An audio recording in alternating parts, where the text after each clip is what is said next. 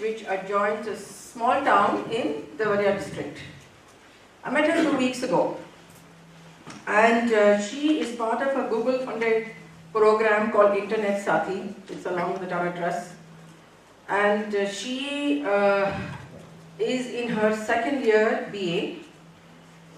And that BA doesn't mean much because it's a very small college which is virtually non-recognized by the state, but that's all the opportunity she has. So she went there. I went and met her in her house in the village. And because the next phase of the Internet Sathi program that's being implemented by the Jagriti group in UP, which by the way runs the Jagriti Yatra, which many of you must have heard of, the train journey across India. But my role was to really ask her, what she plans to do. This Internet Sathi program is about mobile phones and teaching how to use the internet on the phone. So I asked her what she plans to do, and this is over 6 months, she's done a lot. So I asked her what she plans to do, and of course as somebody who is trying to promote entrepreneurship, my interest was to see whether she could use any of this knowledge to actually build an enterprise and entrepreneurship. And she talked, and we talked for a while and so on, and she said, yes, we can have ideas. And in the area, one of the business models that I'm personally interested in promoting is a family-nurtured enterprise, which I'll talk about later. But in that context, I asked her whether she had any brothers and sisters, and she said yes, and she has a younger brother. And I said, all right, would you like to include your younger brother as a partner in your enterprise? And she said no. And I said, really? Why? And she said something that astounded me. She said, uska attitude theek nahi hai. And as somebody who has taught entrepreneurship for the last 25 years, and almost with Rita Sengupta, by the way, who is on your board, the two of us designed the curriculum around skills and attitude and knowledge, what we called KAS profile. The attitude part was the least understood by anybody who was being taught entrepreneurship. So for this girl who is from, for most people would think, a Purvanchal region that is nobody's baby really, Eastern UP, use that, and she said it in English. She said, uska attitude theek nahi hai. So I asked her, what did she mean by that? And she said, uski samajh hi nahi hai ki ye cheez kya hoti hai, enterprise kya hota hai, and so on. तो मैंने कहा, you're using a word like attitude, तुमको कैसे पता? And the next thing she said, I almost fell out of my chair. She said, मैंने शिव नाडर पढ़ा है. And I said, I don't know how many of us in this room can boast that had we stayed in a rural college, second year BA, would we have ever heard the name Shiv Nadar? But she said it, and she said it in Hindi, she said it with confidence. And she has accessed information through her mobile phone, and she knew Shiv Nadar. With that background, I will tell you, not only is the world changing, India is not only changing, it has changed. And most of us don't even recognize it.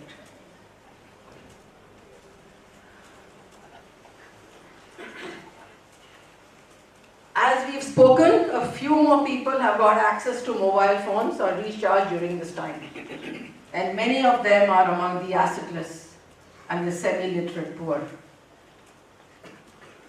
And this is, somebody mentioned it today, I think Mr. Krishna Kumar mentioned mobile phones. I was really pleased that we had that introduction a little earlier. New technologies are changing. They're all hesitant adopters. I remember a time when farmers, everybody used to complain, NGOs used to complain that farmers don't adopt new technologies, wo waise hi rehna chahte hain. Now they're all eager experimenters, and these are young people who are eager experimenters. So I think it's something that we must remember. Aspiration is not a crazy sentiment.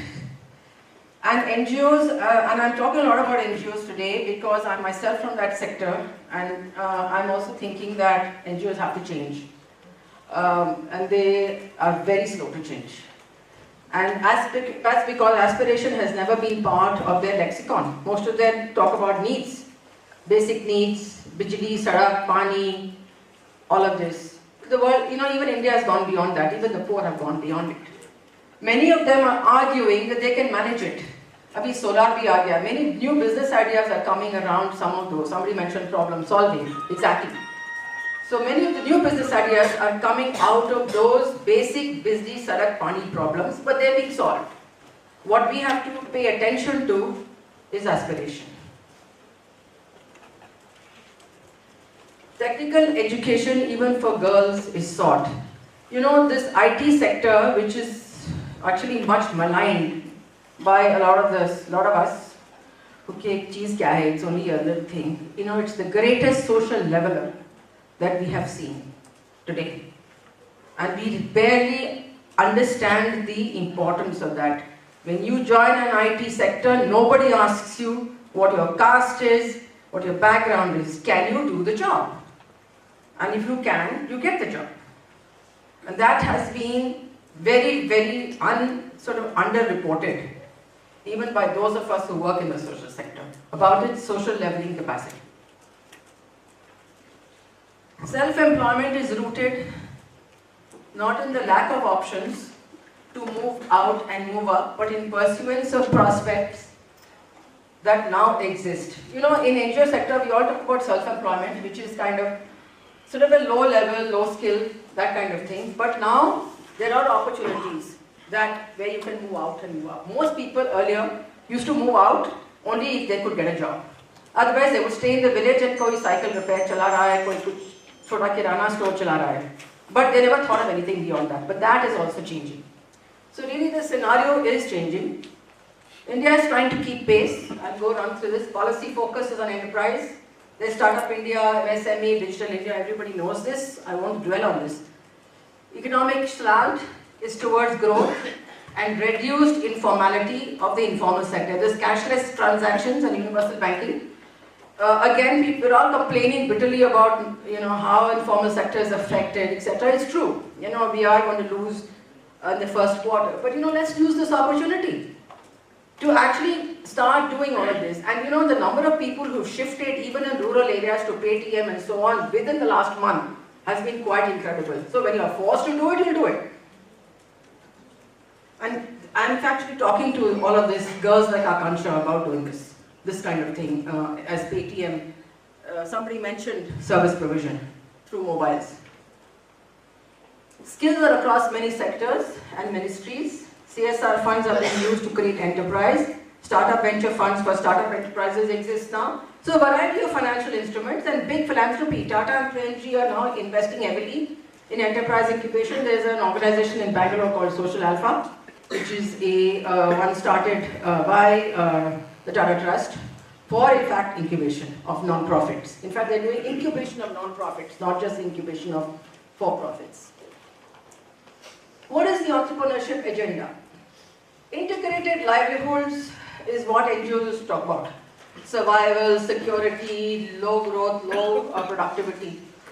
And can we move to product development, which is revenue and growth, from supply side focus to revenue generation.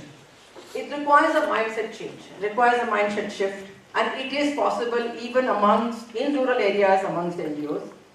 Upgraded technology, skills, hybrid model and financing. There's a lot of hybridization going on, even in the NGO sector, those who are thinking enterprise, thinking growth. What is the hybrid model? Which is that everything doesn't have to be grant funded. You take loans for certain direct activities on the ground and return it. For activities where you won't get revenue, which is like training, you take grant money for that. So you create separate windows for doing that. There's a foundation for getting all the grant funds. But the idea is not to run direct activities which can revenue generate through grant money, use loans for that. So there's hybrid, and business models are, like for example, we did that. Business models are, for example, hybrid business model is one where you accept the fact that certain parts of your business will not make money. So you use grant money for that, and there's no harm in doing that. And one should do it. In inclusive business, and in fact, if you look at corporate businesses, they cross-subsidize all the time. So nobody is actually fully self-financed. and nobody is fully profitable, no business. Just recently, last week, I think there was a report on Fab India. Their annual turnover is 1,000 crore. You know what their profit is? I was shocked. Profit before tax is only 72 crores. So you can get big revenue without necessarily being hugely profitable, and you can do social good, which is what Fab India does, because they have really put handicapped sector on the world map. Livelihood SAGs. Entrepreneurs for aggregation, since they're already grassroots. Yes, this is another part which we haven't looked at, which is the fact that enterprise is not grassroots completely. It's very difficult to build entrepreneurs and out of people who are really very, very poor. There are a lot of producer organizations, cooperatives, etc. Now, what you need is enterprises in the center, middle India, and entrepreneurs who can take the supply from such grassroots areas and move it to markets. So that, in fact, is what is being tried out in the rural business incubator I'm doing and working with in Devariya district. We are doing middle India work, where there are already cooperatives and producer associations. We're doing one in turmeric. And consolidate and you diversify existing entrepreneurs. So Kirana store wala ko bata diya ki you can have 2 more businesses you can add, or you can grow this way. So that actually is now the need of the hour in India, is to actually now take all that's already there, built over the last 15 years and move them to the next level, not by themselves, but create a whole bunch of people in the center who can do this. They won't necessarily come out from the SAGs. So we move beyond the SAG focus and you create entrepreneurs for aggregation. This agriculture is a very good area for doing this. The more literate and the not so poor have to be targeted for training and capacity for enterprise. This is my learning over 15-20 years of doing enterprise work. If I were to do Udyogini all over again, I would have done it a little differently. More young females than males for startup, and this is something I've learned from Ajivika Bureau's work, which is the fact that males migrate, but women stay behind. This we don't understand and we don't notice it. And it will stay like this for the foreseeable future. Point is not to stop migration. The point is to facilitate it. The point is to facilitate migration. UP wale will come to Kerala. UP and Bihar will move to Kerala, Tamil Nadu and Karnataka. It will happen for the next foreseeable future. The idea is not to make industrialized UP and Bihar, because that will be harder to do. Idea is that you create enterprises for women who are back home in any case, and move the skills people for the skills needed, because that migration is happening. And there's not enough industrialization happening in these 2 states at the pace that is required. Somebody mentioned pace of job creation. It's not going to happen. Migration will happen. And I met people from UP in Karnataka who come as carpenters and so on. None of them are interested in the They're very happy in Karnataka. They earn much more, and they said they are not likely to earn as much in UP. But who do they have there?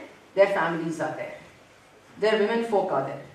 So if you want to create enterprises in these states, it's better to create with those who are left behind by migrants and their families. And it's very good opportunity for women, by the way. It's perforce going to happen. So it's by default, really, that they are there. Women stay behind. The business model is around family learned. This is something that I'm investing in personally in terms of ideas and in terms of business model. It's a family nurtured, collaborating enterprise in UP, where because of the way the internet learning is happening in the family, it gave me and my colleagues an idea that we should actually promote the enterprise around the family. The girls are being supported by their fathers. By the way, that is actually happening. This again is untrue to say, there's patriarchy thing. The new generation of people are actually, aspiration is being supported by parents. Brothers are supporting it, so frankly many of them can come together in enterprise because they're all learning from each other as a family.